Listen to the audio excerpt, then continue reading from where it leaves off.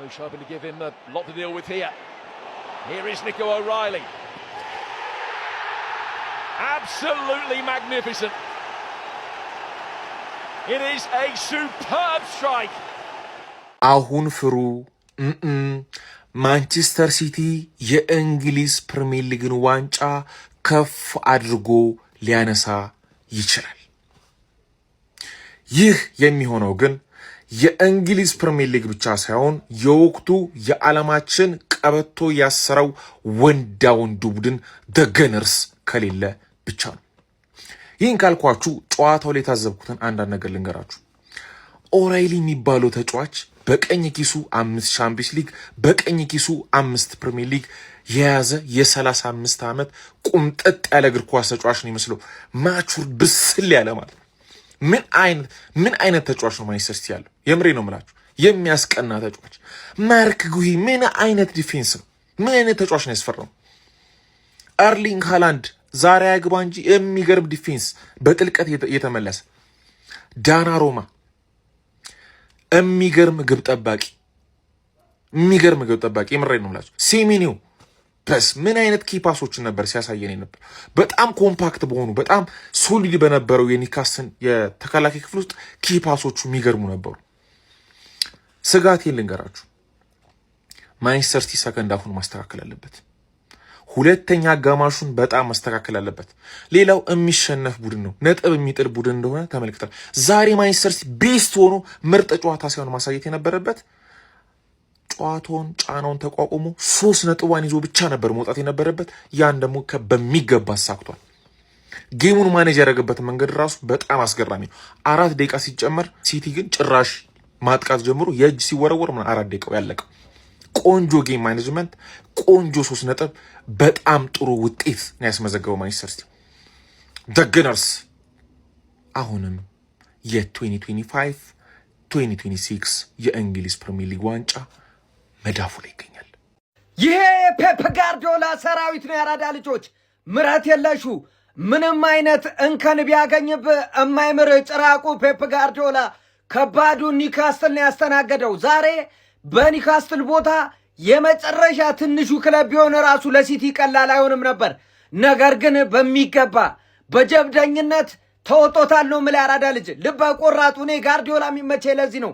ሰው ባለቀ ሰዓት ላይ ራሱን ያጠናክራል፣ ተከላካይ ያስገባል፣ ፏደን ነው ቀይሮ የሚያስገባው። ይሄ ነው ፔፕ ጋርዲዮላ ማለት። ጀብደኛ፣ እንደ አንበሳ ተወቅቶ እንደ አንበሳ የሚሞት ቡድን ይዞህ ሜዳውስ መግባት ካለብህ ነው።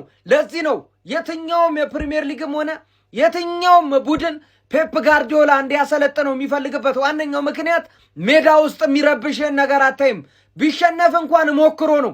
ቢሸነፍ እንኳን ነገሮችን ቢያጣ እንኳን ታግሎ ነው።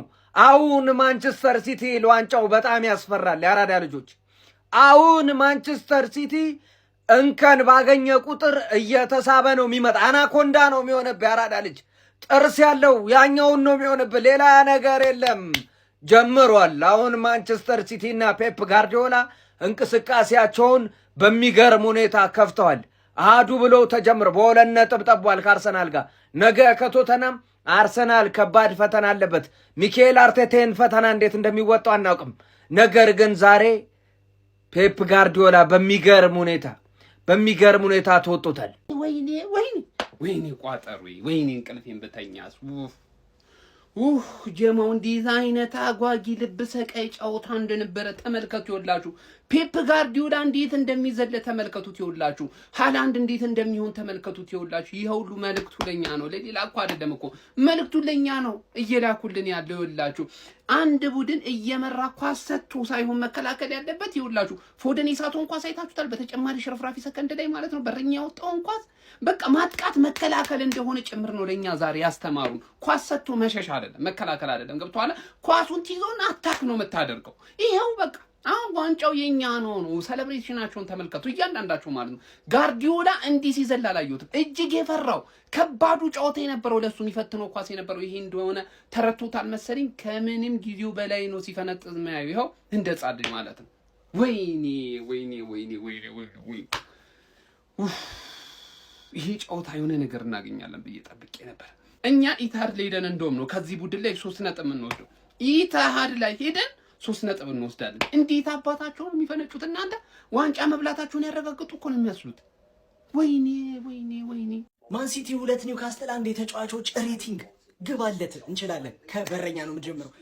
ዶናሩማ መጨረሻ ላይ ያወጣ እንኳን ስለምትችል እኮ ነው ማርያምን ስለምትችል ይገባ ነበር። ደግሞ እንዲህ እየዞረ መጨረሻ ላይ የሚመታባ እንደ ሊቨርፑል ሂሮ ሆነ ማን ኦፍ ዘ ማች ብትባልን ይገባ ነበረ።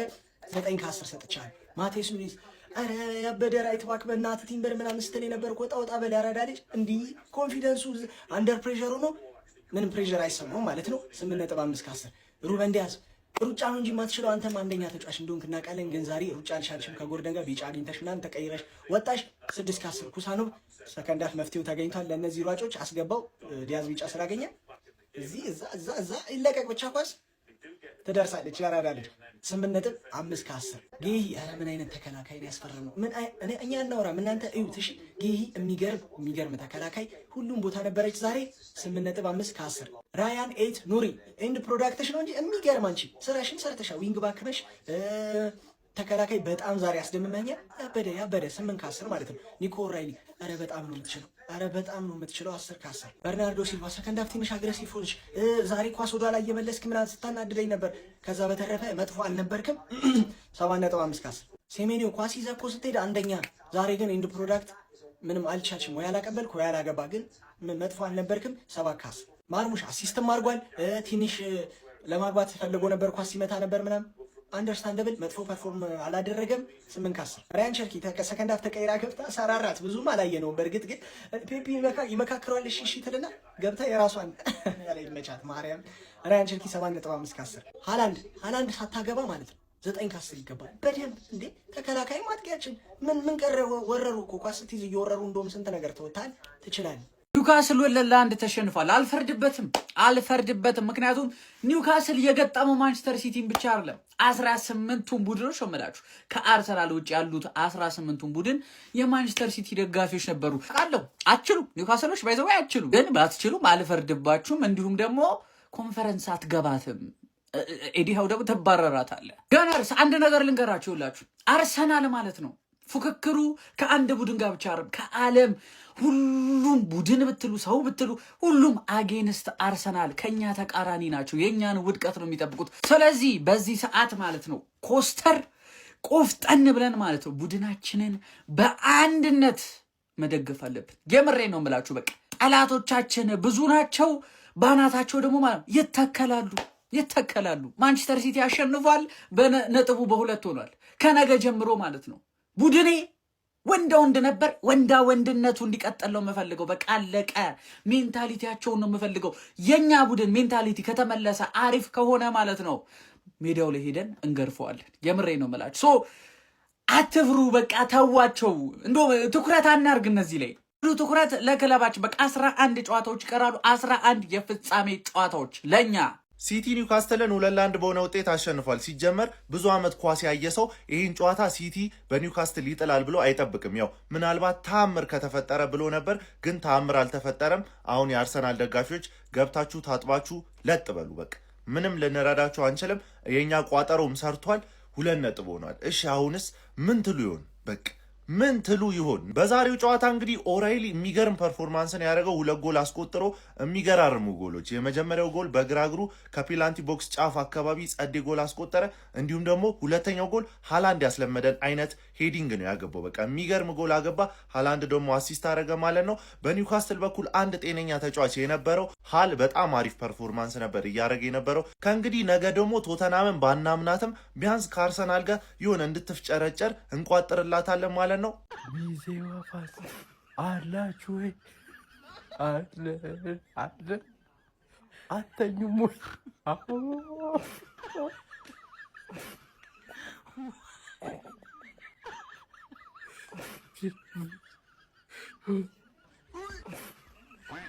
በቃ ወያለው ኔክስት ሲዝን ሞክር። ይህንን ዋንጫ አይለቅልህም። በቃ አሳልፈ ስታል።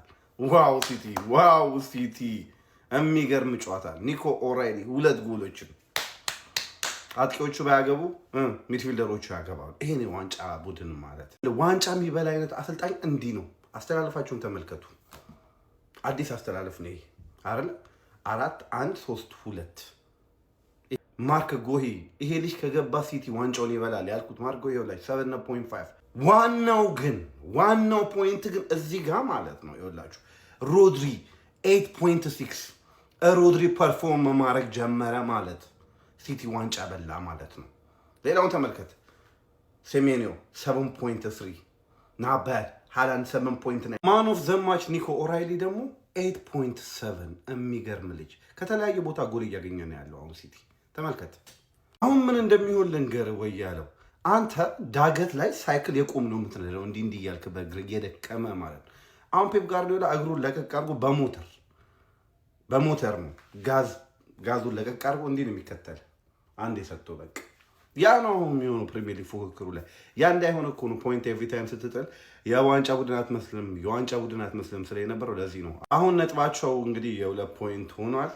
አሁን የሚጀመረው እንግዲህ አሳዘነኝ ወይሃላው አሳዘነኝ ነው የሚጀምረው። ብርድ ይለዋል። አሁን ነግሬያቸዋለሁ እኮ ብርድ ሲቲ ገግሞ 2-1 በዛው ሰከንድ ሃፍ ተቀጥቅጦ ማለት ነው። ግን ቢቀጠቀጥ ፖዚሽን ብቻ ነው እንጂ እኮ ምንም የሚያገቡ አይመስሉም ነበረ። ምንም አንዴ ብቻ ተሞከረ። እሱም ዶላኑም አይሰማም እኮ ገባ አይሰማም። ሃላንድ ራሱ ወደኋላ ተመልሶ እየተከላከለ ነበር ማለት ፊልሚያ ተፋለሙ ሲቲ ነጥባቸውን ይዘው ለመውጣት ማለት ብቸኛ ያየነው ፖዚቲቭ ነገር ሰከንድ ሃፍ ማፈግፈጋቸው ነው። ያ ኖርማል ነው። ሰከንድ ሃፍ አንዳንዴ ያቻ ይደረግብሃል፣ አንዳንዴ ይገባብሃል፣ አንዳንዴ ደግሞ ይዘህ ትወጣለህ። ገባህ አይደል? ሊጉ እንደዚህ ሆኗል። እንደዚህ ሁለቱንም ሃፍ መደብደብ በጣም ከባድ ሆኗል አሁን በዚህ ሊግ ማለት ኒውካስል ዝም ብለሽ ተኛሻ አንቻርክ ጎርደን ጀግና ናት። ኢላንጋ የሚባል ደደም መሀይም ነው ያላጫወተ። ገባህ አይደል? ልክስክስ ኳስ ማቀበል ምናምን አይችል ማለት የሆነ ኳስ እኮ በቃ ዝም ብሎ ቢሰጥህ እኮ ያለቀለት ነበር ማለት ያው ዱራኑማ ማለፍ ይጠበቅባል። እሱ ከባድ ነገር ነው፣ ግን ምንም ማድረግ አይቻልም። ነገ የአርሰናል ደጋፊ ከክለባችን ጎን እንደሆንን ማሳየት አለብን። ተረዳችሁኝ አይደለ? እንዳትቀሩ። ፓርኪንግ አለ፣ የሰላት ቦታ አለ፣ የምታፈጥሩበት ቦታ አለ። ሁሉም ነገር ዘጋጅቷል። ብስራተ ገብርኤል አዶት እንዳትቀሩ። ዶሮዋን እንገነጣጠራታለን፣ እናፈጥርባታለን። ለክርስቲያን ወገኖቻችን ደግሞ የጾም ዶሮ አለ። እንዴት እንደተሰራ እንዳትጠይቀኝ፣ በ3 ነጥብ አሳይሃለሁ። ምንም ማድረግ አይቻልም። ማንቸስተር ሲቲ የዋንጫውን አንዱን ጆሮ ይዟል። አርሰናል እንግዲህ በወዝ በላብ ሰርተ ብላ ተብሏል። ያው የነጥብ ልዩነቱ በ2 ሆኗል። ይሄንን ማንቸስተር ሲቲ አለማድነቅ አይቻልም። በተለይ ከምሬን ነው የምላችሁ ምን አይነት ፈርስት ሃፍ ነው። ሰከንድ ሃፉን ተውት በቃ ማንቸስተር ሲቲ ሰከንድ ሃፉን ያው ማስቆጠር የሚችልባቸው እድሎች ነበሩ፣ ግን እንደ ፈርስት ሃፉ አልነበረም ጨዋታው። ኦሬሊ ምን አይነት ተጫዋች ነው! ኒኮ ኦሬሊ ምን አይነት ተጫዋች ነው! እኔ ሁለቱም ጎሎች ያስቆጠረበት መንገድ እጅግ በጣም የሚያምሩት ዋው እጅግ በጣም የሚያምር ጎል ነበር። ሁለቱንም እንግዲህ ኦሬሊ ያስቆጠረው። አርሰናል እንግዲህ ሰርተ ለፍተ በላብ ብላ ተብሏል። ከዚህ በኋላ እንግዲህ 50-50 ነው ቻንስ ያላቸው ማለት ነው። አርሰናል እና ማንቸስተር ሲቲ ዋንጫውን አሸንፎ ለማንሳት ያላቸው ቻንስ ቀሪውን ጨዋታ ለማሸነፍ 50-50 አላቸው። እንግዲህ አርሰናል ነገ ይጫወታል። ይመቻችሁ። ለማንኛውም ሲቲዝን